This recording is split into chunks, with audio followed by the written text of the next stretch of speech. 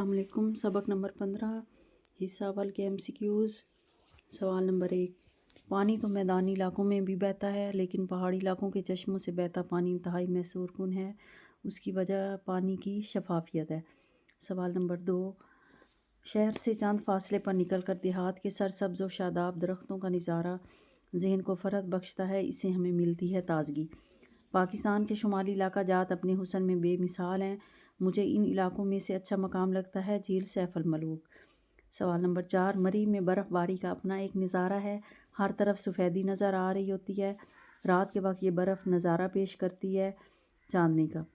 سوال نمبر 5، ڈوبتا ہوا سورج جاتی ہوئی زندگی کی علامت ہے، لیکن شام کے وقت اس کا منظر دل میں پیدا کرتا ہے شادمانی۔ سوال نمبر 6، مختلف معنی رکھنے والے ہم شکل الفاظ والا جملہ ہے۔ یہ ذہن میں رکھیں کہ ایسے الفاظ جن کی شکل ایک جیسی ہو لیکن ان کے مطلب الگ الگ ہوں۔ تو یہاں اس جملے میں وہ پڑھ پڑھ کر پاس ہو گیا، پڑھ پڑھ کر دونوں کا مطلب بھی ایک جیسا ہے اور دونوں کی شکل بھی ایک جیسی ہے۔ تم میرے دوست کے دوست ہو، تو یہ دوست دونوں جو ہیں وہ لفظ بھی ایک جیسے ہیں لیکن ان کے مطلب بھی ایک جیسے ہیں۔ ایک آن میں آدمی کی آن ختم ہو سکتی ہے، تو یہ آن اور ہے اور اگلا آن اور ہے، اس لیے یہ ان دونوں لفظوں کا مطلب بھی اور ہے اور شکل ان کی ایک جیسی ہے۔ سوال نمبر 7 ہے، مختلف معنی رکھنے والے ہم شکل الفاظ والا جملہ ہے۔ بے خیالی جاتے جاتے جائے گی، دونوں ایک جیسے ہیں، سب کے سب خاموش ہیں، تو یہ بھی دونوں ایک جیسے ہیں، مطلب بھی ایک جیسا ہے۔ اس میں ڈی آپشن ٹھیک ہے، شام پر حملہ شام کے وقت ہوا۔ اب یہ دیکھیں کہ شام ملک ہے اور حملہ کس وقت ہوا؟ شام کے وقت، یعنی شام کیا ہے؟ وقت ہے، صبح شام۔ تو ایک شام ملک ہے، دوسرا شام وقت ہے، تو شکل دونوں کی ایک جیسی ہے لیکن دونوں کے مطلب الگ ہیں۔ سوال نمبر 8 ہے، مختلف معنی رکھنے والے ہم شکل الفاظ والا جملہ ہے۔ اسے گندے گلاس میں پانی پیتے دیکھا تو وہ پانی پانی ہو گیا۔ اب پانی ایک پینے والا ہے اور دوسرا پانی پانی محاورہ ہے جس کا مطلب ہے شرمندہ ہونا۔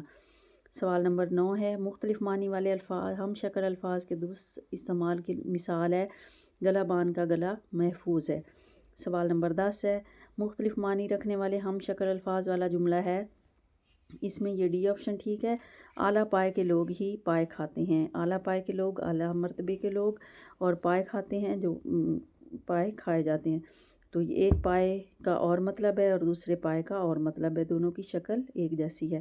سوال نمبر 11 ہے، وادی ناران کے سرسبز پہاڑ، خوبصورت جھیلیں اور شفاف بہتا پانی دل کو موہ لیتا ہے، سیر و تفریح سے میسر آتی ہے راحت۔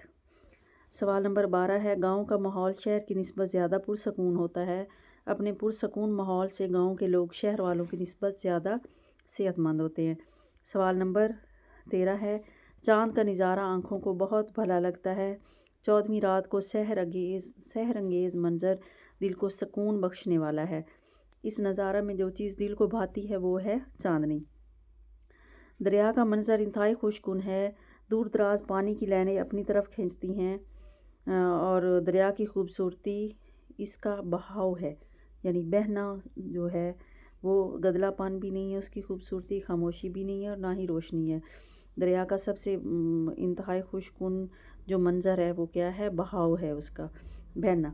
سوال نمبر 15 ہے، پاکستان کے شمالی علاقوں کی جھیلیں اپنی پر اسراریت کی بنا پر بہت مشہور ہیں۔ یہ جھیلیں دیکھنے کے لیے دور دراز سفر کرنا پڑتا ہے، لیکن ان کا نظارہ کرنے کے بعد سیاح کی اتر جاتی ہے تھکن۔